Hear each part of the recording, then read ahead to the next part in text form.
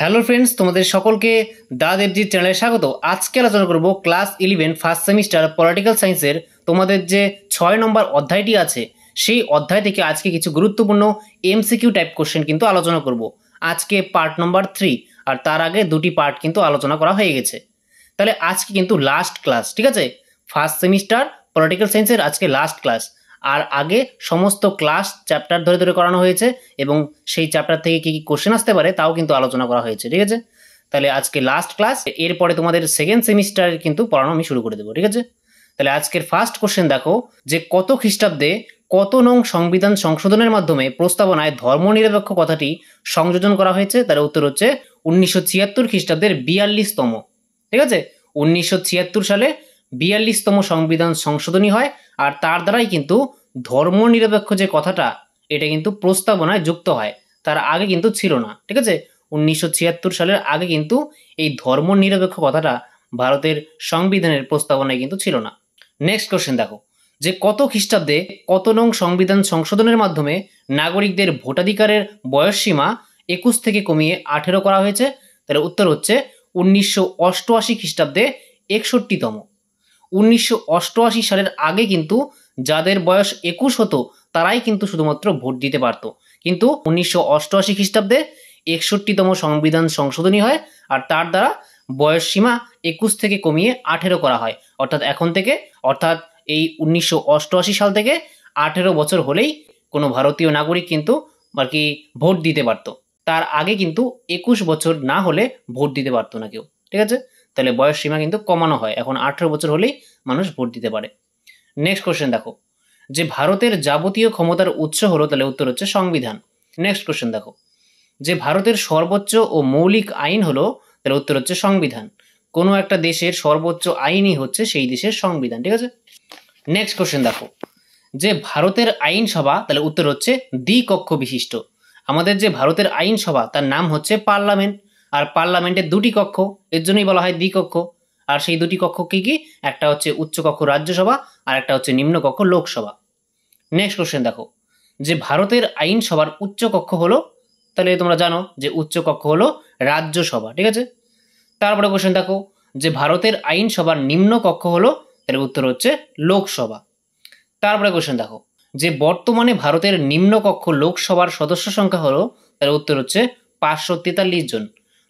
Next question দেখো, যে বর্তমানে ভারতের উচ্চকক্ষ রাজ্যসভার সদস্য সংখ্যা হলো? তাহলে উত্তর হচ্ছে 245। রাজ্যসভার সদস্য সংখ্যা হচ্ছে 245 বর্তমানে, আর লোকসভাতে 543 জন আছে। নেক্সট কোশ্চেন দেখো, যে রাজ্যসভার সদস্যদের মধ্যে কতজন সদস্যকে রাষ্ট্রপতি মনোনীত করতে পারেন? তাহলে উত্তর হচ্ছে 12 জন সদস্য। রাজ্যসভাতে কিন্তু 12 জন সদস্যকে রাষ্ট্রপতি মনোনীত করতে পারেন, ঠিক আছে? তাহলে এই যে 12 জন সদস্যকে রাষ্ট্রপতি মনোনীত করেন তারা কিন্তু আর কি বিজ্ঞান, তারপরে শিল্প, তারপরে সমাজসেবা, এইসব বিষয়ে যারা আর কি উৎকৃষ্ট ভূমিকা রেখেছেন তাদেরকে কিন্তু রাষ্ট্রপতি মনোনীত করেন, ঠিক আছে, রাজ্যসভার মধ্যে। নেক্সট কোশ্চেন দেখো, যে ভারতের সংবিধানে জাতীয় জরুরি অবস্থার উল্লেখ আছে? তাহলে উত্তর হচ্ছে 352 নং ধারায়, ঠিক আছে? 352 নং ধারায় কিন্তু আর কি ন্যাশনাল ইমার্জেন্সি অর্থাৎ জাতীয় জরুরি অবস্থার উল্লেখ আছে। নেক্সট কোশ্চেন দেখো, যে ভারতের সংবিধানে রাজ্যে সাংবিধানিক অচলাবস্থা সম্পর্কে উল্লেখ আছে? তাহলে উত্তর হচ্ছে 356 নং ধারায়, অর্থাৎ প্রেসিডেন্ট রুল যাকে বলা হয়। অর্থাৎ এই আর্টিকেলের দ্বারা প্রেসিডেন্ট রুল জারি করা হয়।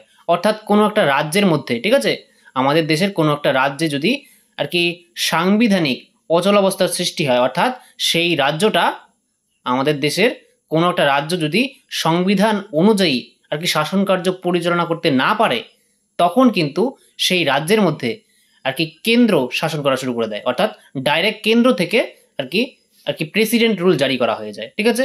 তাহলে এটাই হচ্ছে রাজ্যে সাংবিধানিক অচলাবস্থা সম্পর্কে এটা উল্লেখ আছে কোন আর্টিকেলে? মনে রাখবে 356 নং ধারায়।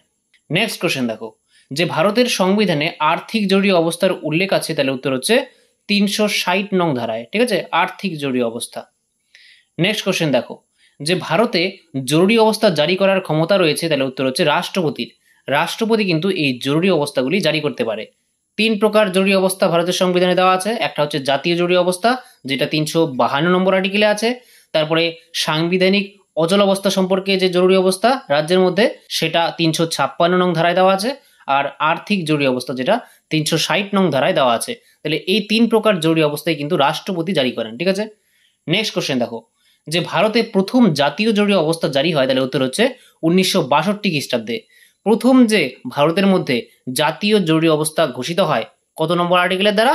352 নং আর্টিকেলের দ্বারা। ঠিক আছে, এখানে জাতীয় জরুরি অবস্থার কথা বলা হয়েছে। ঠিক আছে, তাহলে এটা কিন্তু 352 নং আর্টিকেলের দ্বারা জারি করা হয়েছিল। কবে? 1962 সালে। তখন কি হয়েছিল, যে তখন চীন কিন্তু ভারতে আক্রমণ করেছিল, তখন কিন্তু চীন এবং ভারতের মধ্যে যুদ্ধ হয়। তার জন্যই কিন্তু তখন আর কি জরুরি অবস্থা ঘোষণা করা হয়, অর্থাৎ ইমার্জেন্সি ঘোষণা করা হয়।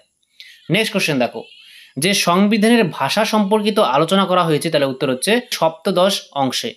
ভারতের সংবিধানে টোটাল 25টি অংশ আছে, অর্থাৎ 25টি পার্ট আছে, যাকে অধ্যায়ও বলে।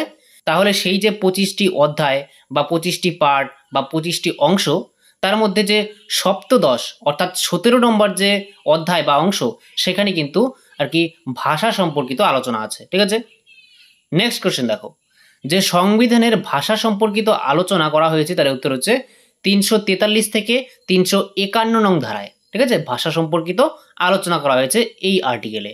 তারপরে কোশ্চেন দেখো, যে সংবিধানের 8ম তপশিলে কয়টি ভারতীয় ভাষাকে স্বীকৃতি দেওয়া হয়েছে, তার উত্তর হচ্ছে 22টি ভাষা। আমাদের ভারতের সংবিধানে অফিসিয়াল ল্যাঙ্গুয়েজ যে দেওয়া আছে 8ম তপশিলে টোটাল 22টি দেওয়া আছে। ঠিক আছে, নেক্সট কোশ্চেন দেখো, যে কততম সংবিধান সংশোধনী আইনের মাধ্যমে গ্রামীণ স্তরে পঞ্চায়েত ব্যবস্থা গঠনের কথা বলা হয়েছে, তার উত্তর হচ্ছে 73তম। ঠিক আছে, এই 73তম কিন্তু সংবিধান সংশোধনী হয় 1992 সালে। তখন কিন্তু গ্রামীণ স্তরে কিন্তু পঞ্চায়েত ব্যবস্থা গঠন করা হয়। ঠিক আছে, নেক্সট কোশ্চেন দেখো, যে কততম সংবিধান সংশোধনী আইনের মাধ্যমে শহরাঞ্চলে পৌরসভা গঠনের কথা বলা হয়েছে, তাহলে উত্তর হচ্ছে 74তম সংবিধান সংশোধনীর মাধ্যমে। ঠিক আছে, তাহলে 73তম সংবিধান সংশোধনীর মাধ্যমে গ্রামের মধ্যে গ্রামীণ স্তরে পঞ্চায়েত ব্যবস্থা গঠনের কথা বলা হয়েছে, আর 74তম সংবিধান সংশোধনের মাধ্যমে আর কি শহরাঞ্চলে পৌরসভা গঠনের কথা বলা হয়েছে। তাহলে এই যে দুটি সংবিধান সংশোধনী 73তম এবং 74তম, এই দুটি কিন্তু 1992 সালে কিন্তু করা হয়, এটা মনে রাখবে। নেক্সট কোশ্চেন দেখো, যে ভারতের স্থানীয় স্বায়ত্তশাসন ব্যবস্থার একটি উদাহরণ হলো, তাহলে উত্তর হচ্ছে পঞ্চায়েত। ঠিক আছে, নেক্সট কোশ্চেন দেখো, যে নির্বাচন কমিশনের গঠন সম্পর্কে আলোচনা করা হয়েছে, তার উত্তর হচ্ছে 324 নং ধারায়। 324 নং ধারায় কিন্তু এই নির্বাচন কমিশনের কথা বলা হয়েছে, অর্থাৎ ইলেকশন কমিশন অফ ইন্ডিয়া, তার কথা বলা হয়েছে। নেক্সট কোশ্চেন দেখো, জম্মু ও কাশ্মীর রাজ্যের বিশেষ মর্যাদার অবসান ঘটানো হয়েছে, তাহলে উত্তর হচ্ছে 2019 সালে 370। ঠিক আছে, 370 যে আর্টিকেলটা সেটা যে বাতিল করা হয়, তার দ্বারাই কিন্তু জম্মু ও কাশ্মীর রাজ্যের বিশেষ মর্যাদা অবসান ঘটানো হয়। ঠিক আছে, তারপরে কোশ্চেন দেখো, যে ভারতের সংবিধান হলো অত্যন্ত সুসংবদ্ধ একটি দলিল, উক্তিটি করেছেন, তাহলে উত্তর হচ্ছে এস শ্রী কাশ্যপ। ঠিক আছে, এস শ্রী কাশ্যপ বলেছেন যে ভারতের সংবিধান হলো অত্যন্ত সুসংবদ্ধ একটি দলিল। নেক্সট কোশ্চেন দেখো, যে বিশ্বের বৃহত্তম লিখিত সংবিধান হলো, তাহলে উত্তর হচ্ছে ভারতের সংবিধান। ঠিক আছে, নেক্সট কোশ্চেন দেখো, যে সুপ্রিম কোর্ট কত খ্রিস্টাব্দে রায় দেয় যে ব্যক্তিগত গোপনীয়তা হলো মৌলিক অধিকার, তার উত্তর হচ্ছে 2017 খ্রিস্টাব্দে। নেক্সট কোশ্চেন দেখো, যে কততম সংবিধান সংশোধনী আইনের মাধ্যমে সম্পত্তির অধিকারকে মৌলিক অধিকার থেকে খর্ব করা হয়, অর্থাৎ বাতিল করা হয়, তার উত্তর হচ্ছে 25তম সংবিধান সংশোধনী। আর এই যে 25তম সংবিধান সংশোধনী, এটা কিন্তু 1971 খ্রিস্টাব্দে কিন্তু প্রণয়ন করা হয়। ঠিক আছে, তাহলে আগে কিন্তু আর কি সম্পত্তির অধিকারও একটা ফান্ডামেন্টাল রাইটস ছিল, অর্থাৎ মৌলিক অধিকার ছিল। সেটা কত নম্বর আর্টিকেলে ছিল? সেটা 31 নম্বর আর্টিকেলে ছিল। কিন্তু বর্তমানে কিন্তু ভারতের সংবিধানে 31 নং আর্টিকেলটা বাদ দেওয়া হয়েছে, অর্থাৎ সেখান থেকে সম্পত্তির অধিকারকে বাদ দেওয়া হয়েছে। এখন ভারতের সংবিধানে টোটাল 6টি মৌলিক অধিকার আছে, আগে কিন্তু 60টি মৌলিক অধিকার ছিল এই সম্পত্তির অধিকারকে নিয়ে। কিন্তু 1971 সালে 25তম সংবিধান সংশোধনী হয়, আর তার মাধ্যমে রাইট টু প্রপার্টি, ঠিক আছে, এই যে সম্পত্তির অধিকার, এটাকে বাদ দেওয়া হয়। তোমাদের আজকেই কিন্তু সিলেবাস কমপ্লিট হয়ে গেল। ক্লাস 11-এর সমস্ত চ্যাপ্টার, সমস্ত কোশ্চেন কিন্তু আজকে করানো শেষ হয়ে গেল। ঠিক আছে, তাহলে এই পরীক্ষার পরে তোমাদের সেকেন্ড সেমিস্টারের কিন্তু আমি পড়ানো শুরু করব। ঠিক আছে, তাহলে যারা যারা ভিডিওটি দেখছো তোমরা কিন্তু তোমাদের বন্ধুদের সঙ্গেও এই চ্যানেলটির লিঙ্ক শেয়ার করতে পারো, যাতে তোমাদের বন্ধুরাও কিন্তু এই সেকেন্ড সেমিস্টার পরে তারপরে 12-এর সমস্ত ক্লাস করতে পারে এই ইউটিউব চ্যানেলে ফ্রি অফ কস্ট। ঠিক আছে, ভিডিওটি শেষ পর্যন্ত দেখার জন্য তোমাদেরকে অসংখ্য ধন্যবাদ। দেখা হচ্ছে পরের একটি নেক্সট ভিডিওতে, ততক্ষণের জন্য বাই।